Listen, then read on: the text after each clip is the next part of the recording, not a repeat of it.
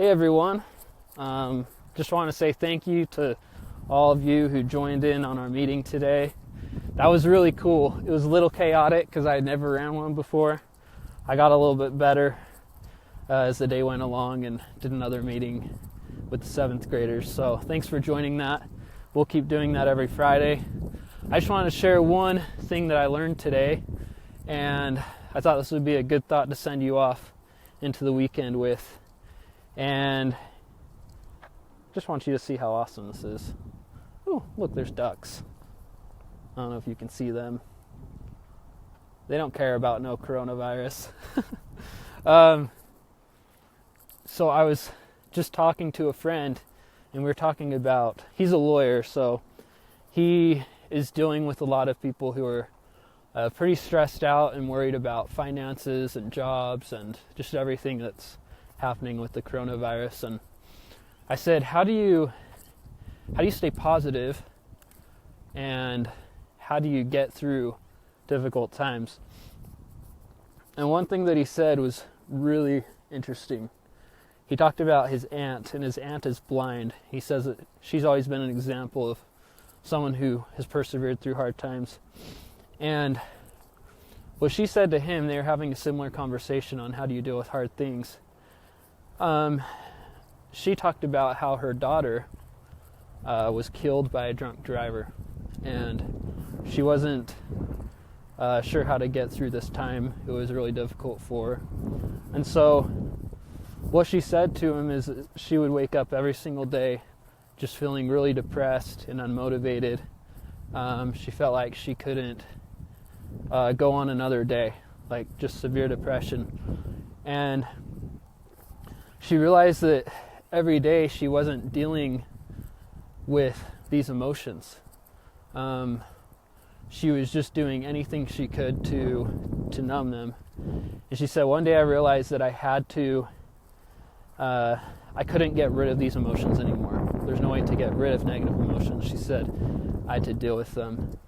And I think it's really important, because sometimes we like to numb ourselves with social media or video games. For me, it's like movies, and it's just hard. Sports, which I don't have anymore.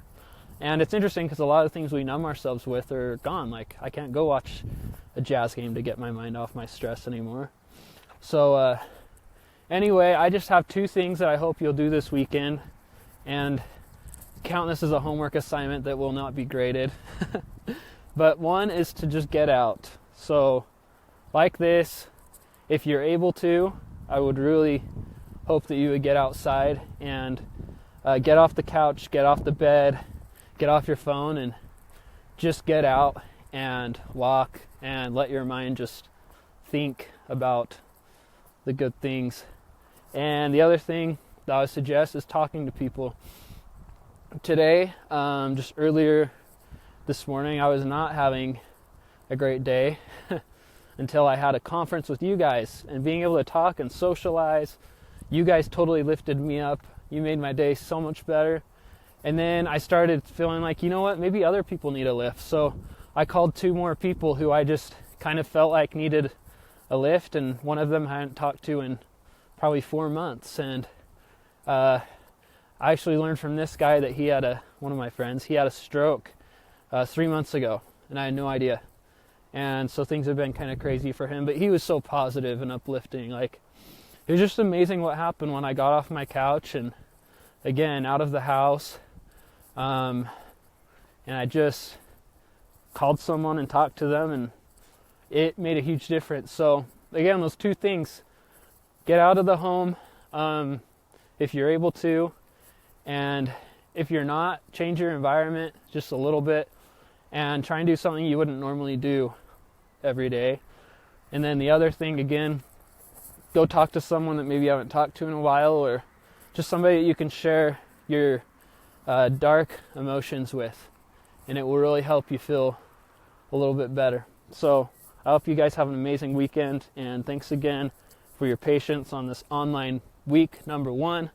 Hopefully I can do a little bit better next week. I have some more ideas. So take care, and remember, keep your head above the clouds.